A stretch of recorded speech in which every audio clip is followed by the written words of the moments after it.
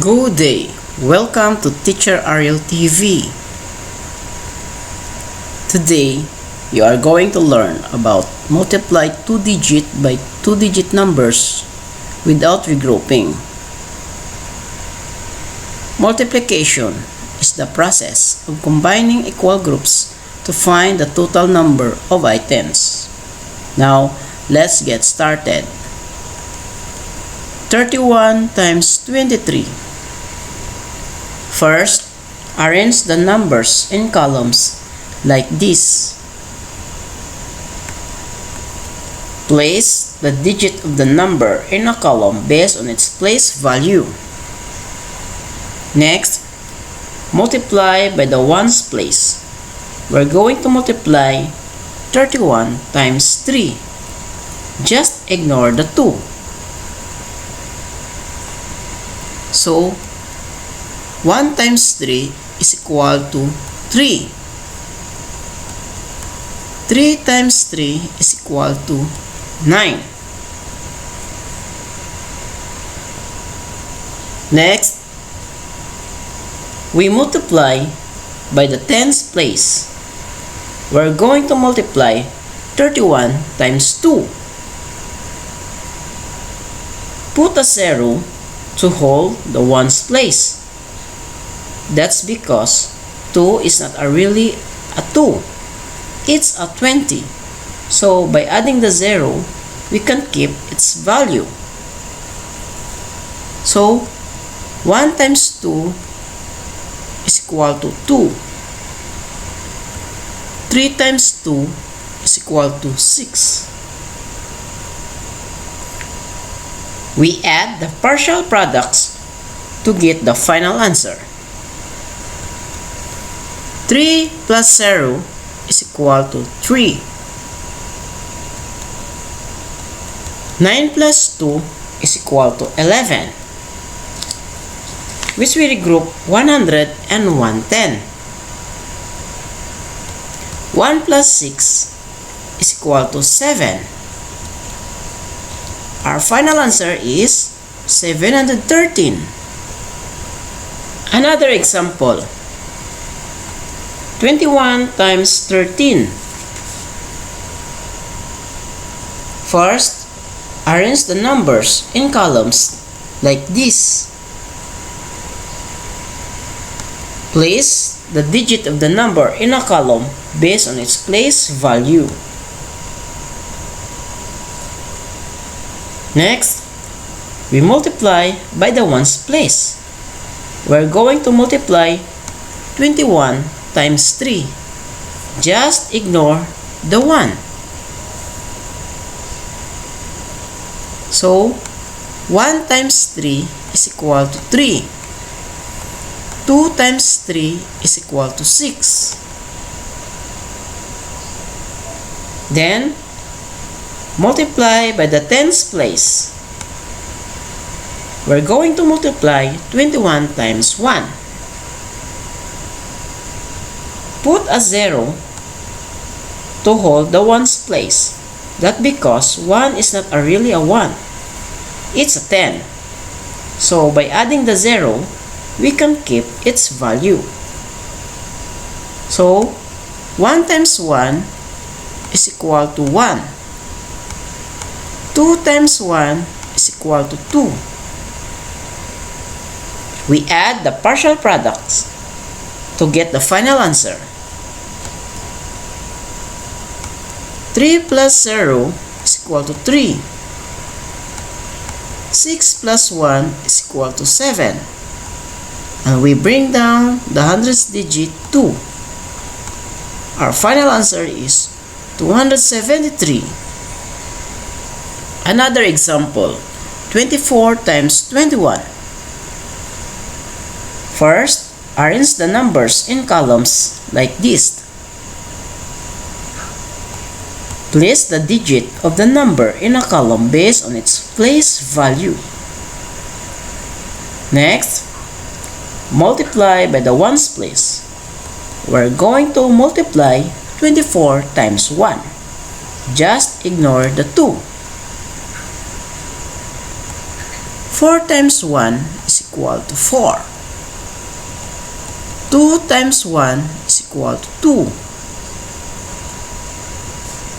Next, multiply by the tens place. We're going to multiply 24 times 2.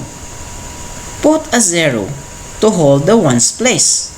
That's because 2 is not really a 2. It's a 20. So by adding the 0, we can keep its value.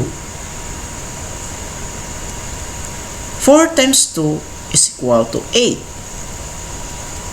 2 times 2 is equal to 4. Then we add the partial products to get the final answer. 4 plus 0 is equal to 4. 2 plus 8 is equal to 10, which we regroup 100 and 0, 10. 1 plus 4 is equal to 5. Our final answer is 504. Quiz time! Let's answer this. You only have 20 seconds to answer. Find the product. Start now.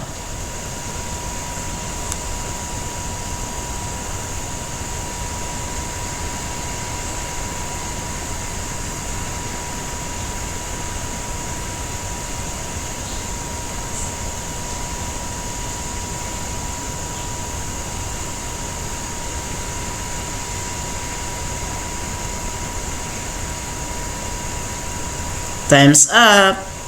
The answer is 120.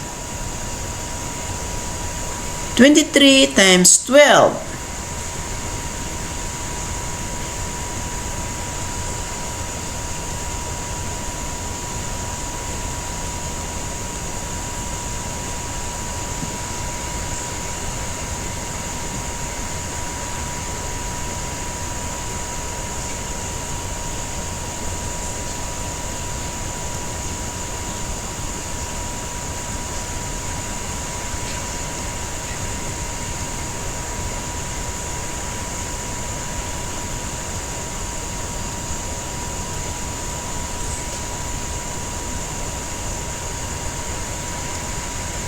Time's up.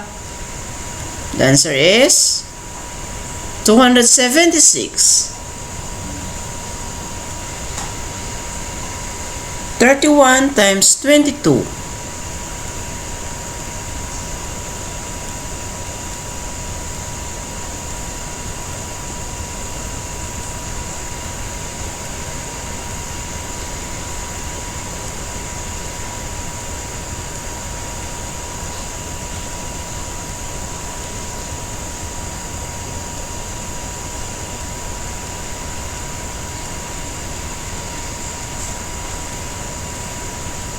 Time's up. The answer is 682.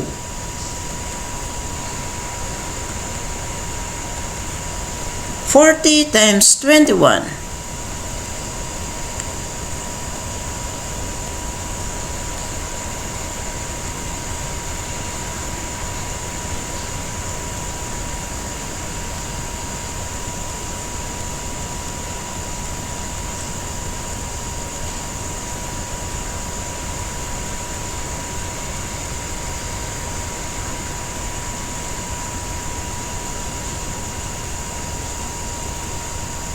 Time's up. The answer is 840. 42 times 11.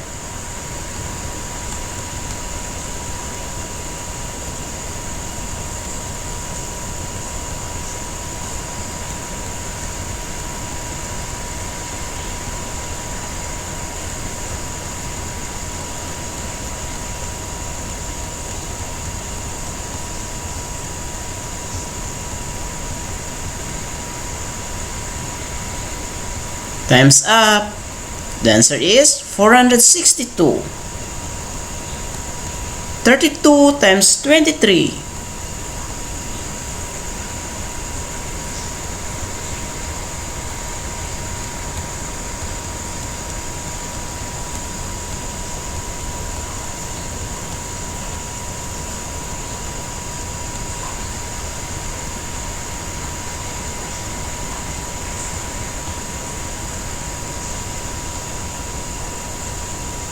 Times up. The answer is 736. 14 times 12.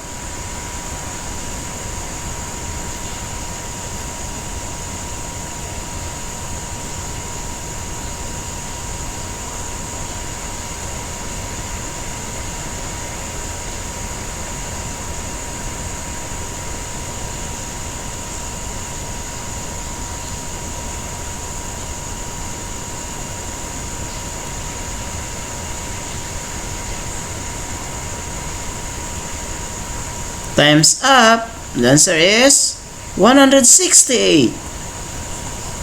33 times 22.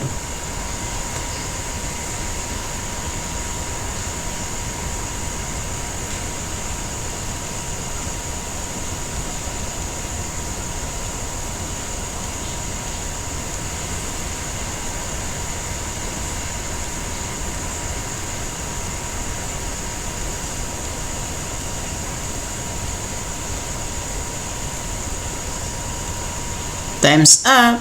The answer is 726. 24 times 10.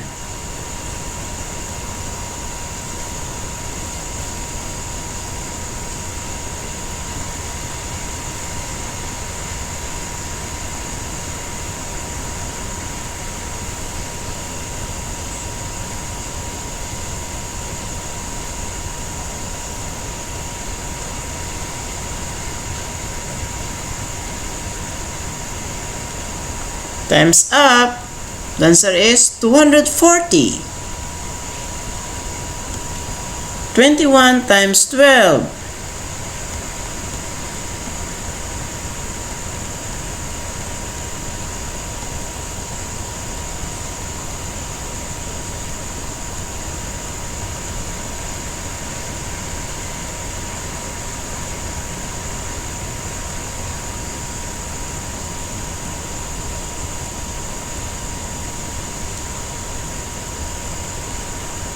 Times up.